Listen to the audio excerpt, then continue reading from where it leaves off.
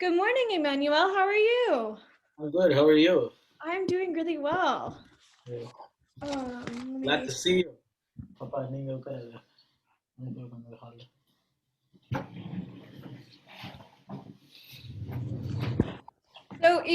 So Emmanuel has come. He has just come back to the U.S. from India. He had his ordination, and it was wonderful. And he's going to tell us a little bit about his time in India and his transfers, like back to the U.S. And some of the things that he's gone through. As he is, this is his second year living in the U.S. Am I right? It's my third year. Third year, sorry. Oh, I'm so sorry, Emmanuel. Third year living in the US. We're gonna hear from Emmanuel today. And yeah. So Emmanuel, I want to start off with our first question. How was the process of entering into the US? Either your first time coming or after your ordination or both. We would love to hear from about both of those things. Thank you, Sylvia, for the question. The first time we came as family, and since I was given the I-20 from McCormick Theological Seminary for my MTS program, I tried to bring in my family with me. So everybody was discouraging me not to apply with the family because the visa get rejected. Mm-hmm. But somehow we managed to get the visa, and it was actually student visa day back in India. Mm-hmm. So most of the visas are granted. So that's how we got our visa approved, and it's a non-immigrant visa, so it was not so much of a struggle to get the visa. However, I was so much afraid to face the visa officer back in India, who's an American. So Mm-hmm.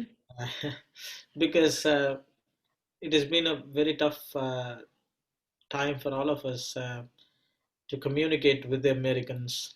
The Mm-hmm. way they speak, we do not understand, and the way we speak, they don't Mm-hmm. understand. That happens, and somehow we made it to United States. We've been here for 2 years, and in the first year, I went back to get my first ordination. That time, the immigration officer was so rude to me. Uh, he actually asked, "Why did you go in between the program?" Mm-hmm.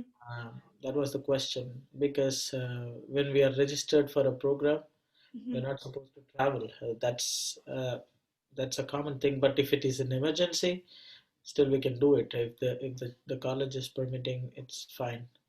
But he was so rude, and he was asking so many questions, and then I told him I went for my ordination, and then he stopped asking questions. Um, so he found me a minister, and then he asked me, Are you a minister?" And then I said yes. Then he stamped me and put DES admitted into the United States. The Mm-hmm. same way, this time for my second ordination, which is a full ordination, I went because it is a difficult time. You all know that it is COVID travel restriction time, Mm-hmm. but our seminary helped me with a lot of supporting documents, Mm-hmm. a letter from advanced studies director, and so I went.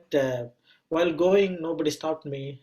They just said, "Go, go, go," like that. Mm-hmm. While coming back, I was stopped in India. They started asking me, "Why did you come? Why are you going back?" and other things like that. I said, "I'm a student. I came for my ordination." And then they said, "Okay, you can go." After coming to the US, I landed in Chicago, and then they took me to the border security office, Homeland Border Security Office, and made me sit. Mm-hmm. And they took my F1 and the passport with the visa, and then they did some paperwork. I don't know what they did, but Mm-hmm. I waited for 20 minutes, and then they came to me and said, "You're good to go." That's the word they said. And I said, I was opening my passport and was seeing what happened, and then they mentioned the same thing, uh, admitted. So that was actually very tough, by sitting like, all the people who were sitting with me were Asians, Africans, Mhm. black people, people of color. Mhm. That had a real different experience because, United States is still stopping people. Default, if somebody is coming, uh, with a person of color coming, they're automatically sent to that room and wait sit for some time, and then I don't know how they watch us, but a lot of anxiety, a lot of pressure, sitting there. Mhm. But somehow, the officer who gave my passport was an African American, so he gave me, "You're good to go," and then I moved out. So my next question for you, Manuel, is what was your perception about the immigration checkpoint at the airport in America? It was actually many of my friends actually told me that immigration is difficult, Mm-hmm. uh, because sometimes they've been questioned, they've Mm-hmm. been taken to the customs point and checked all their baggages. It is not quite common for all the travelers, but those who come from Asia, especially in India, uh, they're defaultly they are taken to that custom place, and they had to open their luggages and show them what they are taking inside. Mm-hmm. Um, Mine is, as I said, mine is non-immigrant visa, so they do not know whether, so it's very complicated thing for people like me and the visa. Mm-hmm. But the immigration checkpoint is always, when we lot of anxiety and tension, so that happens all the time. All right, and then my next question is about the paperwork because I know you briefly talked about like it took you 20 minutes. Like how long did it take you at the consulate to like fill out all of your paperwork to come to the US? And then and also how long did it take for them to process all of that paperwork as well?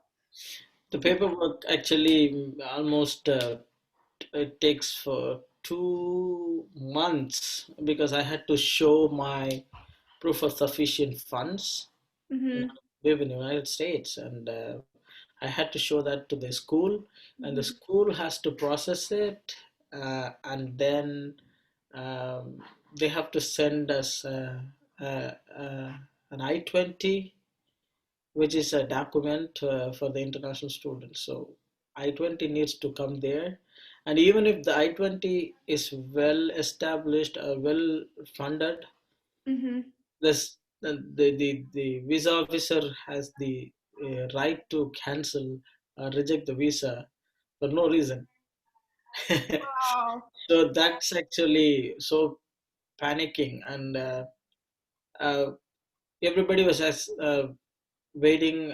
I was standing in the queue for almost 1 hour, with all my certificates and papers ready for, because I took my wife and my daughters. So for all four of us, since my daughter was 4 year old, they were actually helping us to move faster because they don't want the children to stop in the queue and stand for a long time. And then we went. Um, I don't know how to express that, but they saw my daughter, the younger one, and they were actually very happy to see her. I don't know why. She was running here and there in the consulate, and the visa officer looked at her, and he took all of our passports and gave it to the superior, and he was talking to him. I was so nervous at that time. Uh, and then he came and asked, "Who is funding you?" And then the seminary is giving a scholarship, and also I have shown my account. And he asked me, "Who is the supporter, or the sponsor?" I said, "My brother." "So your brother is sponsoring you, and what he's going to do for his food, his living?" That was the question, I remember. And I said, he is a professor, so um, and his wife is also a lecturer, so they will support me. Then we waited in the counter for almost 10 minutes. He came back uh, with all our passports and said, your visa is approved. Oh, that's wonderful.